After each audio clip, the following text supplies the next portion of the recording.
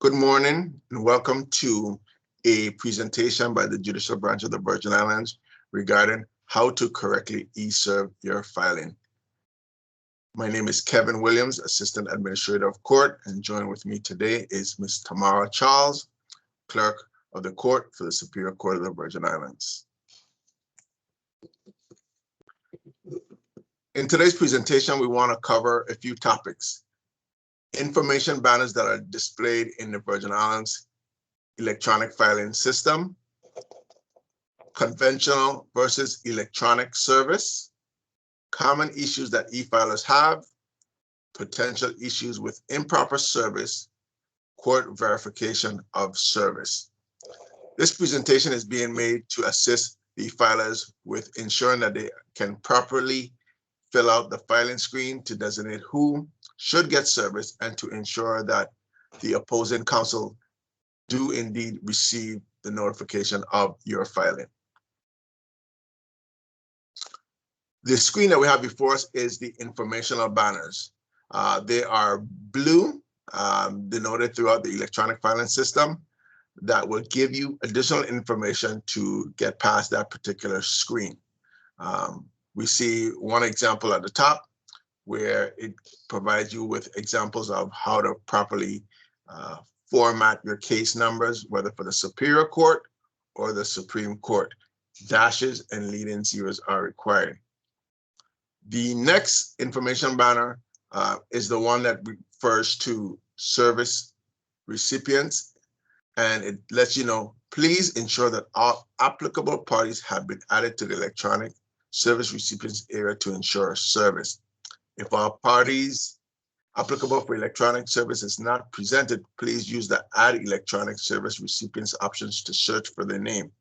The electronic filing system will only serve parties who have the service method of e-service through system. Non-electronic service option of email non-system requires the filer to serve the recipients outside of the electronic filing system. This is the crux of some of the issues the courts have been experiencing. So be sure when you're on the service recipient screen, if you're not clear, this banner will be able to provide some additional information. We also have a third banner at the bottom regarding existing e-file users can be added as electronic service recipients for filings. For the filing you are creating, to do so, enter the name or part of the name of an e-file user, click the search, and it will basically bring back that user so you can add the service record for them.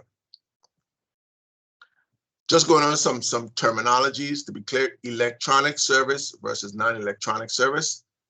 The service method for electronic service of e-service through the system, this will cause the e-file application to serve all other parties on the case through the e-filing system. So the e-filing system will, by submitting your filing, will in turn send that notice to the opposing counsel for them to be notified of your filing. This will all be automatic if you include the required persons and denote the service method of e-service through the system.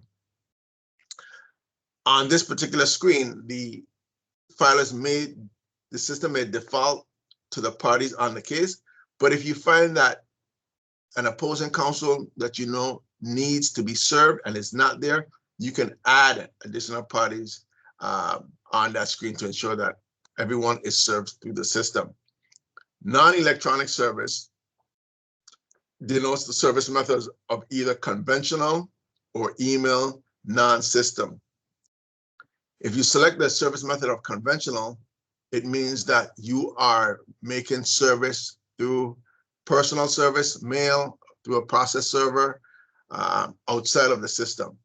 Also, email non-system is service method whereby you may be serving the party by some other electronic meal, such as email, outside of the system. So the system will not send a notification to the party that you have denoted with the service method of email non-system.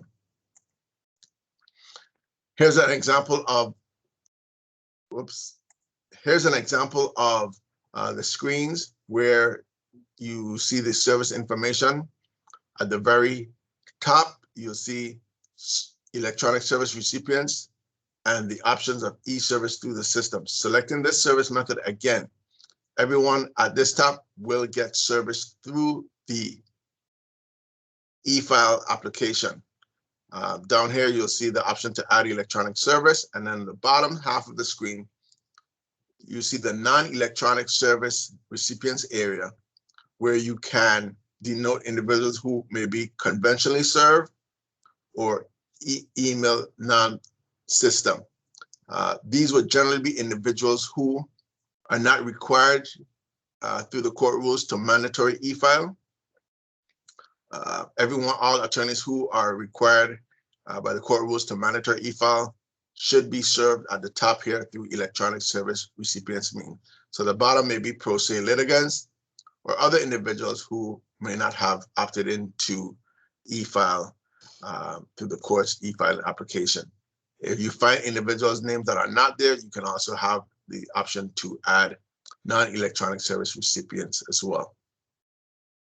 I'll now turn the presentation over to Ms. Tamara Charles, Clerk of the Superior Court. Good morning, all. Thank you, Mr. Williams.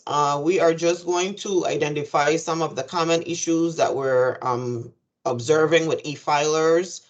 A few of them are the filer not including all the required parties in the service screen. Mr. Williams just identified that.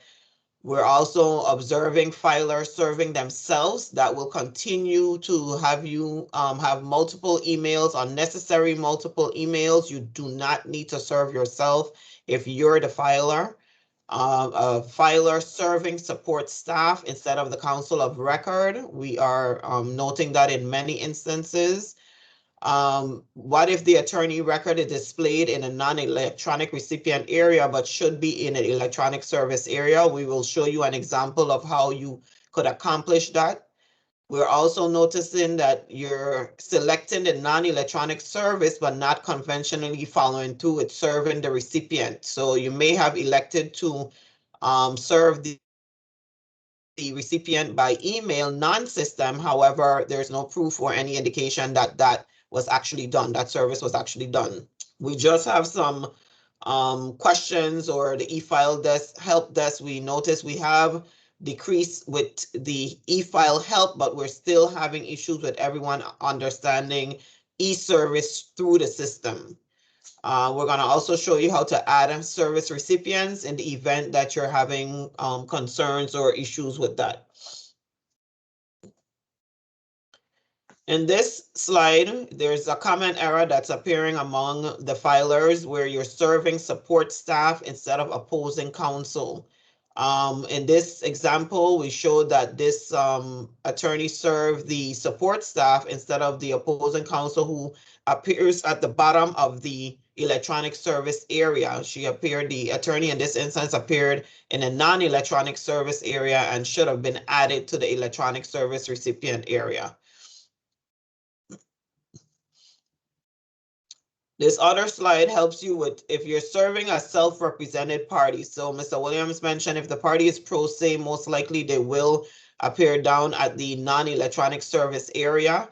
If that person is pro se, you need to look at the service method of how you're going to serve that party. If you're serving that party conventionally, you should so indicate on your certificate of service, your written certificate of service. In this example, we're going to walk you through if an attorney is displayed in a non-electronic recipient area but should have appeared up in the electronic service recipient area as a required recipient. This person needed to be served, but they did not appear in the electronic service recipient area. We're going to walk you through how to do that right now.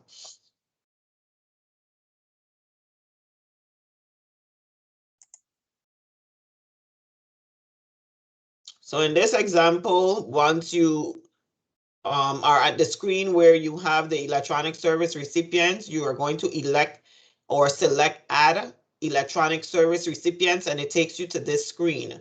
In this screen, it has a blue information banner, so it allows you to know what you're going to do. You need not put in the full name of the party. You should maybe just do last name In this instance, we're going to try to add Mr. Nelson as the filer or the opposing party that needs to be served.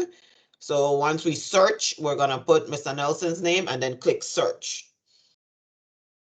In the other screen, it shows you that the name appears. There's going to be a slew of names.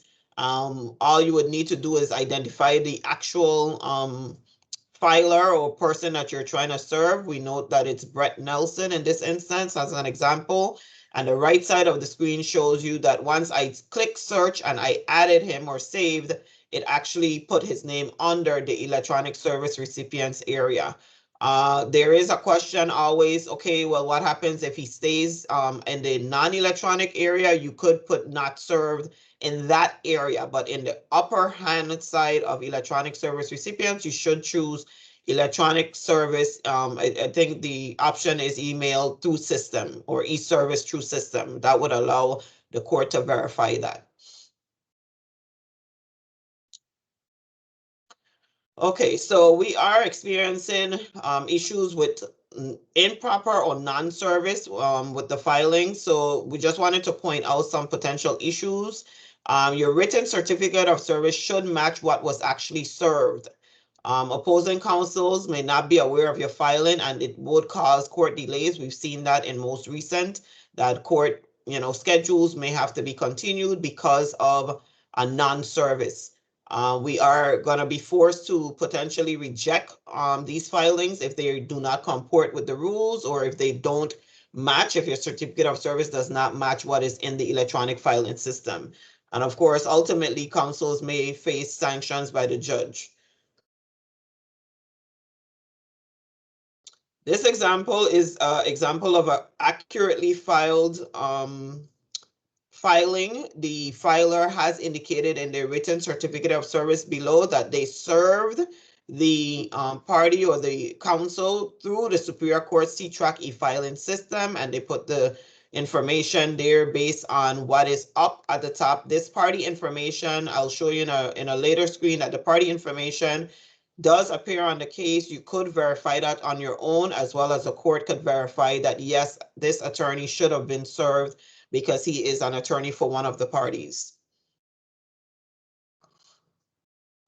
This screen is to show you the examples. If you intend to serve the filer through the electronic filing system, these are some wordings. Yes, you could use C-Track electronic filing. It doesn't matter as long as you have indicated that you have electronically served the party. We must indicate that on the written service, as well as make sure that it is in the electronic filing system. It must match. The court has employed some ways to verify the service information within our system. We could do that as well as the filer could do that. We're going to show you just the way that we're able to do that internally, as well as point out to you where you could do that on your own to verify that a required person was served. And if that person was not served, you could go back into the filing and refile as an amendment or revised. This screen shows you internally, we have what's called our e-file batch number. It relates to your submission.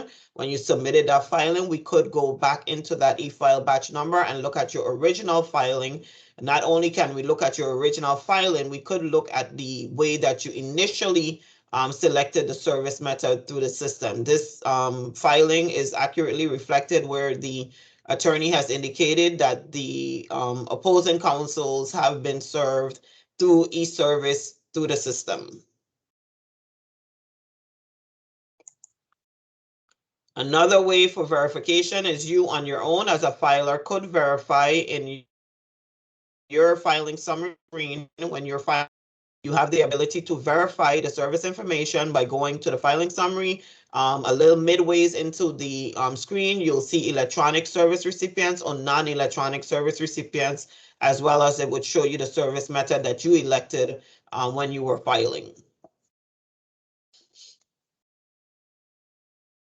Mr. Williams? So thank you, Ms. Charles. So that concludes this brief training of serving filings through the court's electronic filing system. We ask everyone to go through this video. The video will be posted on our YouTube page. If you need to review it again, it will be sent out as a link to everyone with a copy of the PowerPoint presentation. So we just hope that everyone can now have a better understanding of electronic versus conventional service and pay more attention to ensuring that all the required opposing counsel or parties have been properly served. We thank you for your time and your patience, and that concludes our presentation. Thank you.